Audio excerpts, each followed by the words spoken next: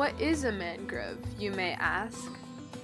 Some may refer to it as nature's bioshield, but a mangrove or mangrove forests are huddles of trees and shrubs that live in coastal, intertidal zones of tropical or subtropical latitudes.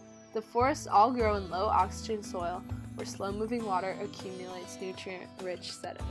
Mangroves protect the shoreline from damaging storm winds, waves, and floods by blocking the shoreline and breaking up larger waves. Mangroves are also valuable in preventing erosion by stabilizing sediments through their wild and tangled root system, and are vital to maintaining general water quality by filtering pollutions and trapping sediments from land. It's no surprise that this thriving environment is home to hundreds of species of animals and plants that make up the whole thing. The Rhizophora macronatus are a common type of red mangrove tree that cover much of the shore. These shores are well protected by the trees because they have a rapid growth rate and often reproduce very fast.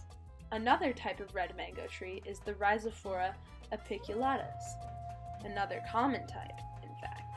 It is an evergreen tree that is pretty large and grows in sheltered areas, avoiding open waters.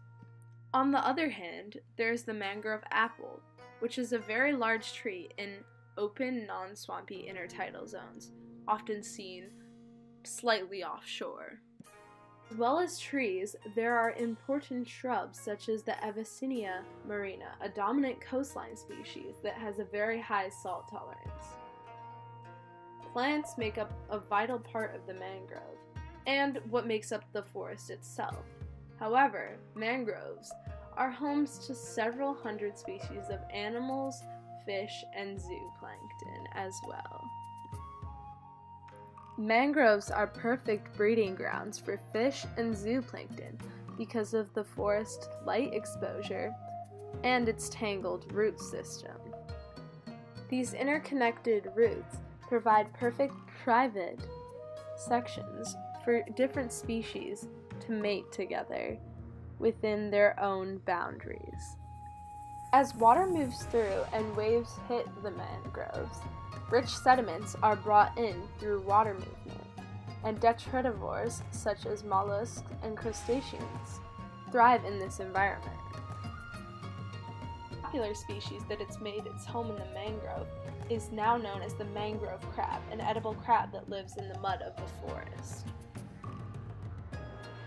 As well as a native home to these species, several species have made adaptations to live in these conditions because of the abundance of food. One, for example, is the crab-eating mac, a monkey that is adapted to survive in mangroves in order to eat easy-access food, such as edible crabs.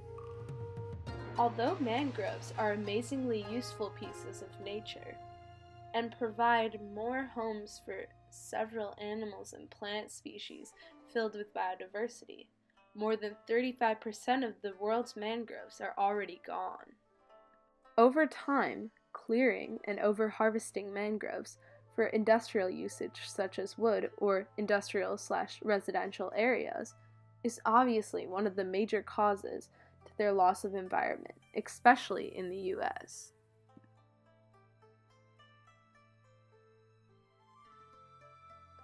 Also, another major man-made cause to the destruction of this environment is changing water systems through dams or water pipes or other waterways that can change the salinity of the mangrove, which may dry out over time due to the fact that it may have too much fresh water, or over salt, killing the plant's roots because the plants cannot take that much salinity. Overuse of fuels can sometimes lead to oil spills, which can smother mangrove roots and suffocate the trees, as well as rising sea levels can cause instability to the forest. Of course, a major point to make is that in this day and age, we have pollution, and there's always a way that we as people can do our part to help reverse these effects.